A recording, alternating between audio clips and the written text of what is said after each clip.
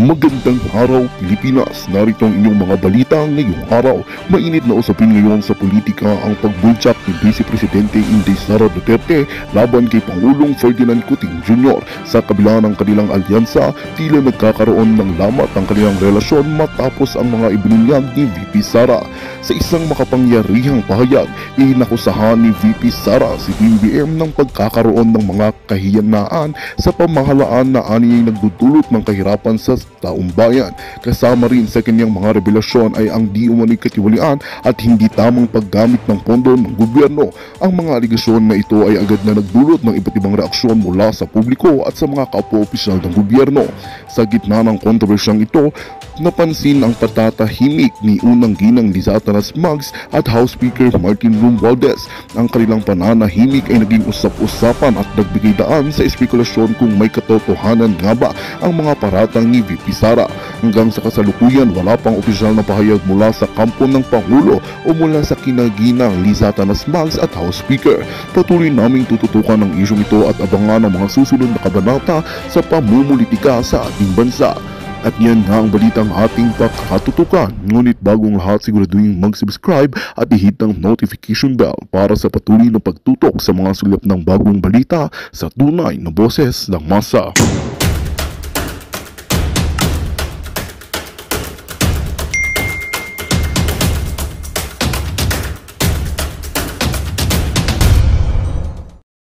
Assembly kasi may power din sila di ba? Para mag-call out dito sa nangyayari.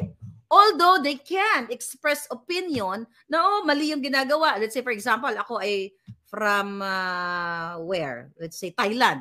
Hindi maganda yung ginagawa ng China, binabangbang-babang ang Pilipinas, dapat yan itigil na, Kahit anong sabi nitong mga countries na miyembro nitong General Assembly, hindi yun legal basis through that UN Charter, mga palangga, para itigil ang bang-bang-bang sa atin sa Pilipinas. Pwede silang maging magmanawagan, di ba? I-pressure ang China or, through sanctions o kung ano pa man katulad ng, di ba, ng ginawa ng Amerika sa Russia, di ba? Putang ina, yung stock ko doon, lugi ako, naging zero. Meron ako stock market sa pero hindi naman ganun kalaki. Di ba? Nung nagkaroon ng giyera, zero talaga. Nag-zero. Tingnan ko nga. Bigla ko naalala yung stock ko doon. Dahil dyan sa giyera na yan, apektado talagang ekonomiya. Tingnan ko nga. Tingnan natin. Sana mabuksan ko. Asan yung stock ko? Naging zero sa Russia. Buisit. Ayan. Ito ba yun? Ito ba yung Russian stocks na yon? Anyway, ano ba pangalan nito? 3... anyway, tiyan mo, punyeta, lugi, 0-0. Anyway, mga ilang stock ako, 0-0. Ganun pa man, so ito yung mangyayari sa atin. So habang ngayon ay hindi pa lumalala, dapat magkaroon na ng hakbang ang mga maiisog at meron na rin hakbang si Inday Sara, meron na rin hakbang itong mga magigiting nating men and women in uniform na wag nating pahintulutan si Bangag na ipagpapatuloy niya ang pakikipag-bang-bang-bang. Kayong mga gustong-gustong lumaban sa China, okay? Akala nyo naman mabubuhay kayo kapag kayo ay pinasinghot na ng dapat nyong singhutin. I'm not saying na magpapaapi na lang tayo lagi. Okay? Pero, di ba, manindigan tayo sa tama. Imagine ninyo, sa information, again, si Palangga, dali lang Alright, dali. Okay. Na parang nag-static ako. Buhay pa ba? Okay, please Lord help me, sabi ni Nilda Do. Okay, so yun mga kababayan. Okay, wala tayong panalo dito. Ang mga asawa ng mga politiko, nagsiliparan na. I'm telling you, tumakas na sila ng Pilipinas. Dala pa nila ang pera ninyo, pera ng bayan. And these people, lalo na yung mga special envoy katulad ni Michael Ma, okay? Katulad lahat ng mga may diplomatic what do you call it? Privilege. Pag dumupunta sila sa ibang bansa at bit nila ang malimaletang pera ng bayan, hindi kumbaga Hindi sila, what you call it, hindi nasi-search yung kanilang mga luggage. Kahit ginto pa ang bitbitin. Kahit sikutin yung buong eroplano, ilagay niya yung tangkas-tangkas ninyong pera kapag nagta-travel sa abroad. Diba? Ilalagay niya sa maleta o sa crates. Hindi yan chine-check ng bansang pupuntahan niya because of that diplomatic privilege or immunity. Now, ngayon, bakit kailangan ninyong maninindigan? Kasi talo tayo dito. 'Di ba? Binanggit ko, simple lang kasi hindi naman ako abogado. Yung simple lang pagkakaintindi ko dun sa article, mga palangga. So itong sinasabi ng United Nations Security Council, sila talaga dapat sila talaga, kaya may ganyan, okay? Kaya may charter, UN Charter, mga palangga, dahil yan sila ay magpoprotekta at magpipigil ng kaguluhan o ng gurguran. Kapag mayroong threat, okay, sa peace and security, sila dapat, at kapag mayroon ng bang. Pero nakita ninyo, sabi ko, shit, nung binabasa ko, ito yung nangyari pala sa Ukraine at saka sa Russia. Kasi that's not my expertise, you know? Ang tawag dito, sa pinagtyagaan ko, sabi, sumakit nga ulo ko. Isipin, nasakit mo yung ulo ko, liliit pa ng binabasa ko. But ganun pa man, so kahit ano pala ang gawin natin, mga kababayan, kapag nagsimula na ng kaguluhan at ayaw na magpaawat ng China, kahit dumulog pa tayo sa United Nations Security Council, kahit magbotohan pa sila, kasi sabi ko nga kanina, kailangan ng 9 affirmative votes from the 15 members. So, dun sa 5 na may permanent seats, isa dun ang China. So, ibig sabihin, mga palangga, 9, di ba? 9 affirmative votes. Pero kapag may isa lang na nag-negative vote or nag-veto, yun ang tawag nila is veto power, na nag-veto doon, hindi isa sa katuparan yung resolution na yan. But question, okay? Let's say for example, dun sa 5 bansa na yon, UK, China, France, Russia, and US. Let's say for example, gumawa ng draft, ng resolution, okay? Na itigil na yung bang na yan. So yung 3 or 4 nag-abstain. Tapos isa lang ang nagsabi, okay, sabi niyo dapat tigilan natin yan, dapat kumbaga, patigil yung giyera na yan na nagaganap sa Pilipinas. Tapos, di ba, 9 lang yung votes. O, tapos dun sa non-permanent seats na mga bansa, 10 sila kunyari bumoto, pasok pa rin. Kasi yung abstain, hindi naman siya veto. O, di ba? Bongga. So, yun. But ganun pa man, since China nga is one of the countries na may permanent seat, hindi siya boboto. Magdi-negative siya, hindi. Dudurugin namin ang Pilipinas. So kahit lumapit pa tayo sa UN, kapag nagtigas-tigasan ng China, kapag kayo ay nagbang-bang-bangan na, wala rin tayo magagawa. Matutulad tayo sa Russia at saka sa Ukraine. So you enjoy your excursion. Dun sa mga men and women in uniform, you have to read that United Nations Act. Kasi dapat kayo ang nakakaalam niyan, hindi nga kami eh. 'Di ba? Dapat kayo. Hindi namin alam dapat. I mean, it's good na malaman, pero kung meron man nakakaalam sa mga ano na yan, charter na yan, yung mga taong nasa gobyerno, yang sila Gibo, yang sila Browner, yaan. Kaso mukhang hindi rin nila alam kasi ang pinagkakaabalahan nila ay ang pagnakaw ng pera. Instead na peace talk, diplomacy, gabayan nila si Bangag Jr. na, sir, wag kang oy Kuting Bangag, wag kang magsiga-sigaan. Pero bakit siya nagsiga-sigaan ngayon? Dahil mayabang sila, dahil sinasabi nga ni Lisa, nakakampi na namin ang Amerika ngayon.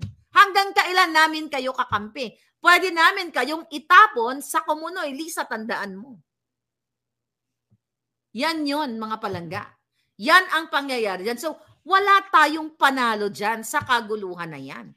Kaya dapat si Marcos Jr. ay itigil niya ang tapang-tapangan.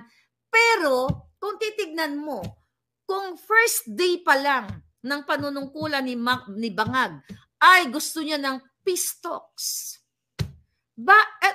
eto na lang yung tanong ko sa inyo eh. Ano yung purpose ng aking mga langgang mga Amerikano dyan? Kapwa ko Amerikano. Ano ang purpose nila? Bakit ang dami-dami nila dyan? Remember, nung pinag-usapan natin, I think 2022 or last year, I forgot nung si Kuting ba nagsalta. Basta from the government, na bakit yung presence ng mga EDCA sites, di ba, ay nadagdagan, di ba? At dumami na yung mga palangga kong Amerikano. Ano ang sabi nila dyan kung naalala ninyo? Hindi ko na prepare yung article about that. Basta ang natatandaan ko, they're there to help the Filipino people pag may mga kalamidad. Kalamidad tulad ng bagyo, baha, lindol. Araw-araw ba may baha, bagyo, lindol sa Pilipinas? Wala naman. Din kayo dyan, sa inyong mga probinsya, nagugulat kayo, talagang ang daming mga armado. Diba? Ano yung purpose? Wala namang gera, diba? May gera ba dyan sa Bataan? May gera ba dyan sa Davao? O somewhere? Wala naman, diba? So, ang dispute nandoon sa Ayungin Shoal. Okay? Nandoon. So, ngayon, yun ang tanong sa inyo, which is alam nyo na yung sagot. Bakit nabubwisit sa atin ang China? Kasi, nag-lean kayo sa amin. Diba? Kayo, ang pakiramdam ng China ngayon ay tinraidor sila dahil pwede naman daw itong pag-usapan. Kasi, diba yung mga ASEAN members, kino-convince na nga ang China and the Philippines na mag-usap kayo, magkasundo kayo. Pero hindi ang tapang-tapang ni Marcos Jr. Kasi isasalang kayo sa gurguran. Pero itong mga politiko, mga palangga, congressman, lahat ng politiko, yung pamilya nila lumipad na. I'm not saying all. Pero ang mga pamilya nila lumipad na po sa Paris, sa Amerika, all over the world. Kasi nagpe-prepare sila sa kung sakaling matuloy itong gurguran na ito. Kaya sabi ko, etong si Inday Sara at itong si Senator Amy, nandun rin yata siya sa event, di ba? Dahil ang dami niyang sinasabi, kailangan niyang gumawa ng move, ng paraan kung paano mapigilan ang bangag niyang kapatid na isasalang kayo sa bang-bang-bang. Di ba? Naintindihan niya ba konti? Pwede ba ako maging teacher? Di ba? Hindi ko naman pwede, hindi siya pwede, di ba? I am not the right person to mag-tutor na parang abogado dahil hindi naman. So pinapaliwanag ko lang yung basic lang na maintindihan natin pare-pareho. Di ba? Sabi nga ni General Luna, sabi ni Hunter, paano ako lalaban? Kakagatin ko sila? Oo nga, no? Diba? I think parang bigla, paano ba? Si Abraham Lincoln ba, Google nyo nga, na nagsabi na to destroy an enemy, parang you have to be maging friendly ka, parang ganon. Google nyo nga kung tama yon. Dapat i-friend mo ang iyong enemy. Si Lincoln ba yon? Bigla akong naalala. But ganun pa man, para ma-destroy mo daw yung kalaban mo, makipagkaibigan ka sa salitang Tagalog. So dapat eto yung ginagawa ni Marcos Jr. Kasi hindi naman talaga tayo mananalo sa laban. Right? Hindi tayo mananalo sa laban. So ang ibig sabihin nun, makipagkaibigan ka. Kasi dito nga sa gurguran na ito, talo lahat tayo dito. Wala man mananalo dito. Kahit naman yung China, hindi naman yun mananalo. May matitegi din sa kanila eh. Diba? Anong maapektuhan sa atin? Paulit-ulit. Ang kabuhayan, ang buhay. Papasok na lahat doon. Ekonomiya. You know that already. Distraction ng mga ospital. Ang dami ko nang pinagsasabi tungkol dyan. But ganun pa man. Keep your enemy. No, keep your enemy. No, hindi. Makipag-friendship ka. Parang ganun. China is a neighbor, not enemy. Sabi ni Ban Weiwu. Yan. Ngayon, mga kababayan, keep your enemies closer. If you can't beat them, join them. Hanapin natin para mas tayo, mas maintindihan natin yung ating sarili. Lincoln ba 'yon? Okay. Okay. Destroy. Okay. Para hindi tayo nanghuhula, palangga. Okay.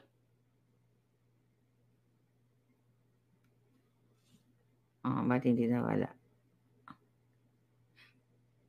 Sabi niya, eto daw, do I not destroy my enemies when I make them my friends? Yun daw ang sabi dito. Anyway, ganun din. Sounds like. Keep your... Yeah. Okay. Sabi ni G Salatar. Good evening, Mother Warrior. Mabuhay ka. God bless you more. Maraming salamat. Pero nga, mga kababayan, eto nga yung very alarming. Kasi nakaplano na si Marcos Jr. na isasalang kayo sa gurguran. Kasi nahakot na nila yung pera ninyo. Sabi ko nga kagabi, I was very emotional. Kasi, malungkot talaga. Pero pagising ko, sabi ko kung malulungkot ako the rest of my life dahil nalaman ko na isasalang kayo sa gurgur, wala rin mangyayari sa atin. So, kailangan nating labanan. Kailangan natin gumawa ng paraan. Kailangan nating humakbang kung paano ba natin mapipigilan ang gagawin na pagsalang. Okay, I'll tell you the month. Buwan. Gusto nyo malaman kung anong buwan? Gusto nyo ba? Pero wag kayong mag-worry, palangga. Okay? Wag kayong mag-worry. Sabi ni Lincoln, sabi ni Commander Aguila, nabasa ko na palangga. Di ba? Thank you. Okay, see? Dahil palang readers dito. Okay. Sinubukan nila ako igurgur pero di sila nagtagumpay. Yun nga, ako yan pinag-usapan natin kanina. Okay. So, ayon sa aking puting ahas, okay, ang target month nila is September.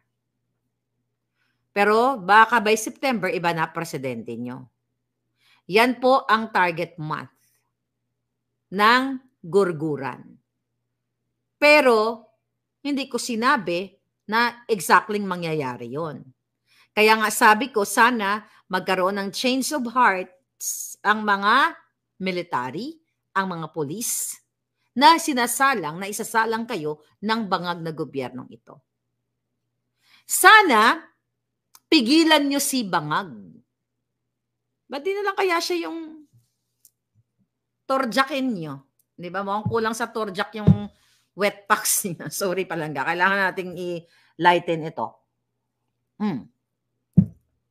September. Pero sana sa July iba na presidente niyo. You have to be strong. Hindi tayo pwedeng malungkot, umiyak. We have to be ready. Kasi isasala nga kayo eh. Kailangan ninyong maging handa at bilang isang pagsalita nyo dito, sa tagal-tagal na ibinubuwis natin ang buhay, you have to know. Alangan man isisekreto ko to. Paano natin mapigilan? Lumabas kayo sa kalsada. Mag-speak up kayo. Yun. Ikaw. Amy. Inday. Kasi they're still friends. You do something. I know si Inday malalim. You do something. Bago tayo lahat, pasinghutin ng, you know what I mean. Sabi ko, buti sana kung pwede ko sabihin sa kalaban, pwede ba dun sa kwarto ni Satanas, ni Satanas at kay Bangag, nag-session sila doon, pasingutin mo na sila lahat. Palangga, I'm talking to you, men and women in uniform. Pipiliin ba ng China kung sino ang pasabuyan nila ng dapat nilang isaboy? Akala ninyo? Well, yung iba, na pinalayas nila yung kanilang mga pamilya, sure, talagang ligtas yung kanilang mga anak kung nandito sa Amerika o nandiyan sa Canada o sa Australia. Pero kayong mga military, kayong mga police, kayo po yung nasa field. May mga anak kayo, may mga lola kayo, may mga asawa kayo, may pamilya kayo. Hindi naman pipili yung China eh. Dito natin, sa bahay lang ni Kuting. No. O dito tayo, sa Davao lang. By the way, may taga Davao ba dito? Napag-alaman ko na recently, ang Wi-Fi signal sa Davao at kuryente ay nag-on and off. Brown out, nawawala yung signal. Hindi naman ito nangyayari ayon sa ating palangga noong panahon ni Duterte. Nangyari ba sa inyo na nawawala-wala yung signal ninyo at laging brown out?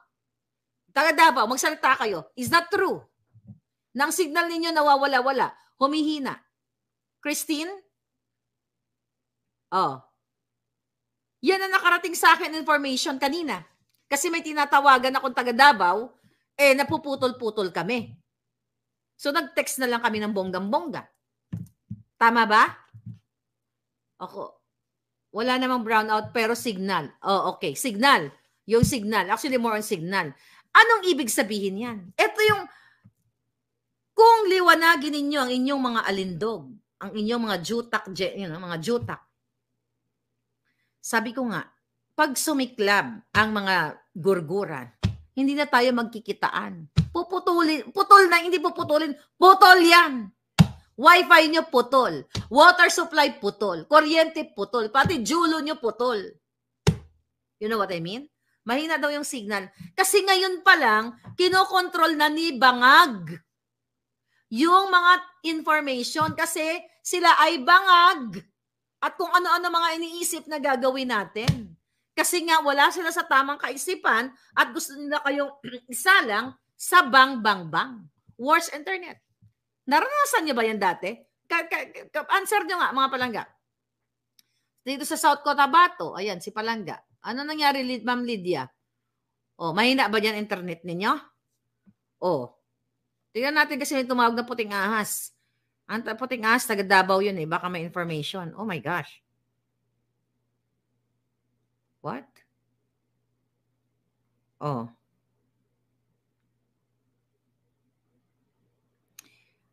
Okay. Yes, I'm aware. May nagtanong kasi, sabi niya, are you aware dito sa, ni Inday, sa gurgur? I'm aware, but I'm not gonna say it. Siya mag-explain nun, hindi ako. Yes, I'm aware, Palangga. May nagtanong lang kasi. Okay, tignan natin to. Iba to. Okay. So, mamaya. Diba? May sinabi ba si Inday? Nagsabi na ba siya? Sabi ni Desiree, Dryland, ilang araw na po umihina ang signal dito sa QC. Sabi ni Duterte TV, okay?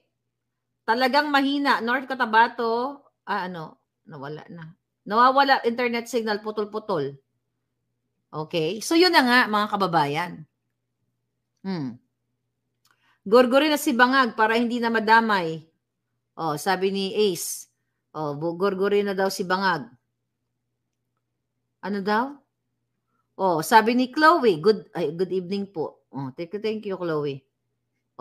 Sabi ni Tess, hayop talaga ang administrasyon ito kahit kailan hihilain ang mag-asawang yan palabas. Kailan hihilain ang mag-asawa yan palabas sa Malacanang? Bakit kayo one day walang signal? Sabi ni Eunice. 'Di ba? Yes. So, meron mga liver people para kasi daming nagiintay. Ayan na. Kaya nga lumabas na kayo. Basta lumabas kayo pag sinabing lumabas. Right? Nabudol kami ni Kuting. Sabi dito ni Palangga. Siya pa rin. Si Ace, tayo ang dapat pumigil sa pamamagitan ng people's power para buhatin na yan mga bangag na yan sa palasyo.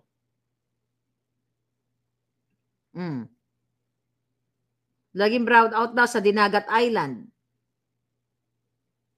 Sabi ni Chloe Pearl, nakakagalit.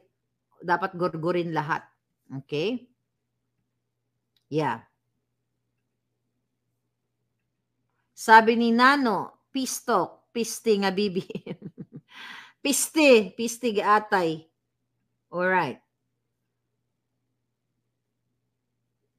Ano daw?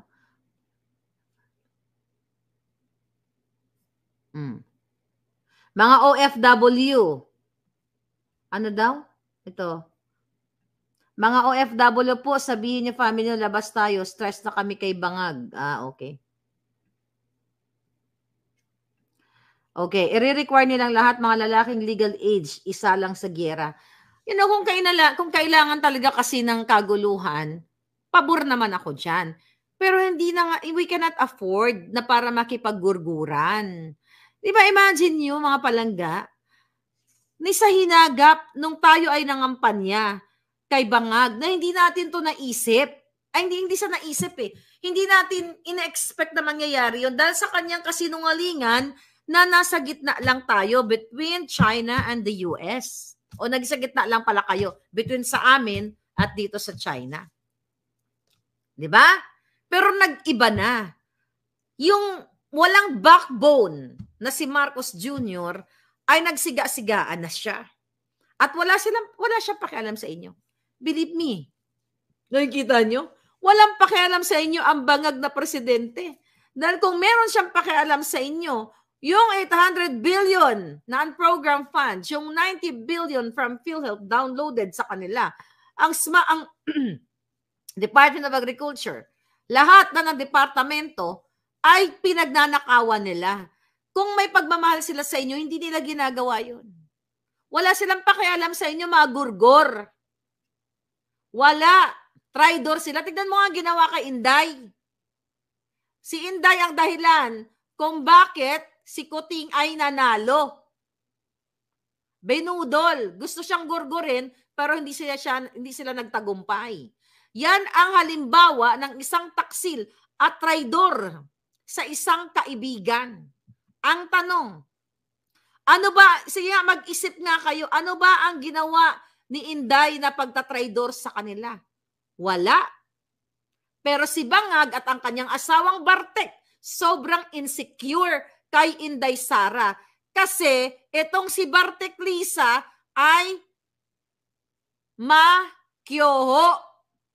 Makyoho mula ulo hanggang paa. Ay, ulo hanggang paa. Tama. Mula ulo hanggang paa, makyoho sa alak, makyoho sa nikotin, makyoho sa polboron. Kaya ganun po ang insecurities ng mga bangag. Kaya dapat yung mga ganyan, nire-rehab. Diba? Kaya diba, yung ating mga palangga, mga kamag-anak ninyo, diba, gusto nyo na i-rehab sila para hindi mabago yung kanilang buhay. Pero si Marcos Jr. ay may exemption.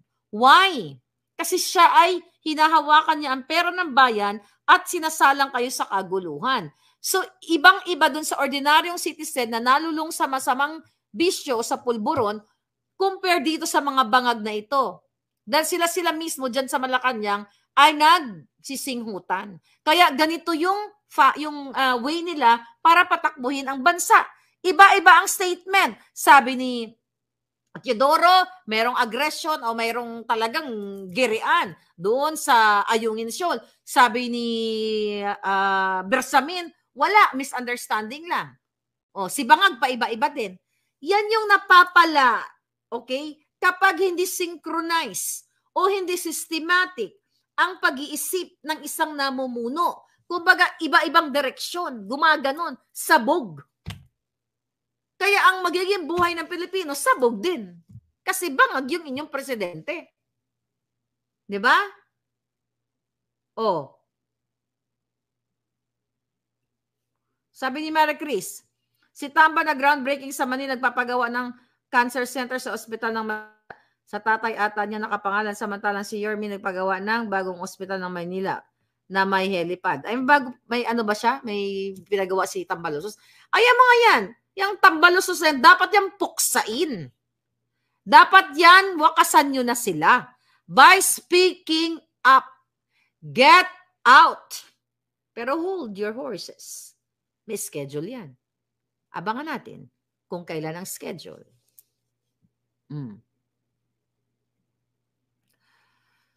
Low-key me, nasa interes talaga ng Marcos Anguera. Makukuha na nila ang frozen assets sila sa ibang bansa at haba pa termino ni Bangag. Okay, I'll tell you something about it. Diba? Ang dami naman mga Pilipino, diba? All over the world. Kung saan sila pumunta at lumipad, let's say, kayo isasalang dyan na gurguran, kayo na bahala sa kanila. You do something. Para makapagbayad sila sa kanilang mga kasalanan sa inyo. Magpakahiro kayo. Kailangan nyo silang singilin. Pero sana, sabi ko nga, wag na maituloy ito yung kanilang planong isasalang kayo sa gurguran. So we are calling out men and women and lahat ng Pilipino ngayon na kailangan yung manindigan. Yung mga religious group, mga simbahan, ayan, mga pare, mga madre, mga pastor, kayo po, mga sir, mga ma'am, kayo uunahin. Yan ang inuunang dinidistract ng kaguluhan. Ang mga simbahan. Hindi nyo ba alam yan? Magandang balita ang hatid namin sa inyo ngayong araw. Sa pagtatapos ng aming balitaan, nagbigay kami ng mga mahalagang impormasyon. Maraming salamat sa pagtutok at pagsuporta sa aming programa. Huwag kalimutang manatili sa mga susunod na araw para sa mga bagong balita at mga kwento na dapat nating abangan. Mula sa Boses ng Masa, magandang araw, Pilipinas!